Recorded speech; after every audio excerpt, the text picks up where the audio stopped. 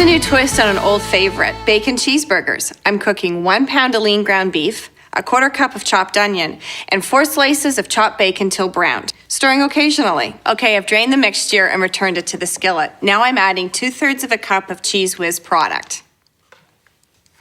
Cook until it's melted, stirring frequently to mix the cheese through evenly.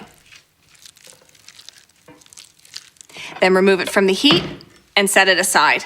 Now you'll need 1 package of crescent rolls. Place the dough on a baking sheet that's been sprayed with cooking spray and press it into a 14 by 7 inch rectangle. Add the meat mixture, leaving a 1-inch border around the dough. Kids love this recipe, and you can customize it to your family's favorite burger flavor. Try barbecue sauce, Swiss cheese and mushrooms, or salsa and Tex-Mex shredded cheese. Now roll up the dough, starting at one of the long sides, making sure the meat mixture stays inside as you're rolling. You might need to reposition it so the roll is seam side down on the baking sheet. Then it's into a preheated 400-degree oven for 20 to 25 minutes or until golden brown.